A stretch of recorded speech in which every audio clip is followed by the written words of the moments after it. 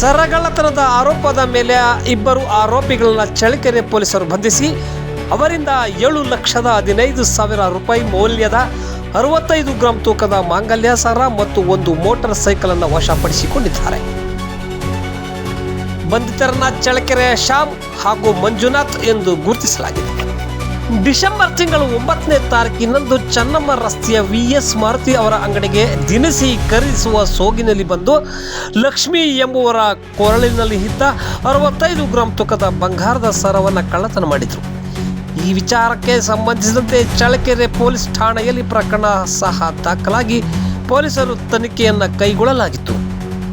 ಪ್ರಕರಣದ ಆರೋಪಿತರ ಪತ್ತೆಗಾಗಿ ಚಿತ್ರದುರ್ಗ ಜಿಲ್ಲಾ ಪೊಲೀಸ್ ಅಧೀಕ್ಷಕರಾದ ರಂಜಿತ್ ಕುಮಾರ್ ಬಂಡೂರು ಮತ್ತು ಹೆಚ್ಚುವರಿ ಪೊಲೀಸ್ ಅಧೀಕ್ಷಕರಾದ ಶಿವಕುಮಾರ್ ಹಾಗೂ ಚಳ್ಳಕೆರೆ ಉಪವಿಭಾಗದ ಪೊಲೀಸ್ ಉಪಾಧೀಕ್ಷಕರಾದ ಸತ್ಯನಾರಾಯಣ ರಾವ್ ಇವರುಗಳ ಮಾರ್ಗದರ್ಶನದಲ್ಲಿ ಪೊಲೀಸ್ ಇನ್ಸ್ಪೆಕ್ಟರ್ ಕೆ ಕುಮಾರ್ ಇವರ ನೇತೃತ್ವದಲ್ಲಿ PSIಗಳಾದ ಈರೇಶ್, ಶಿವರಾಜ್ ಹಾಗೂ ಸಿಬ್ಬಂದಿ ಅವರು ತಂಡ ರಚನೆ ಮಾಡಲಾಗಿತ್ತು.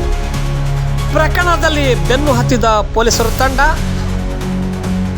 ಚಳ್ಳಕೆರೆ ಟೌನ್ನ ಹೊರವಲಯದ ಅಜ್ಜೇನಗುಳಿ ಬಳಿ ಮೇಲ್ಕಂಡ ಪ್ರಕರಣದ ಇಬ್ಬರು ಆರೋಪಿಗಳನ್ನು ವಶಕ್ಕೆ ಪಡೆದು ಅವರಿಂದ 65 ಗ್ರಾಂ ತೂಕದ ಮಂಗಲ್ಯ ಸರ ಹಾಗೂ ಒಂದು ಮೋಟಾರ್ ಬೈಕ್ ಹಾಗೂ 15,000 ಒಟ್ಟು 7,15,000 ಮೌಲ್ಯದ ಸ್ವತ್ತುಗಳನ್ನು ವಶಪಡಿಸಿಕೊಂಡಿದ್ದಾರೆ.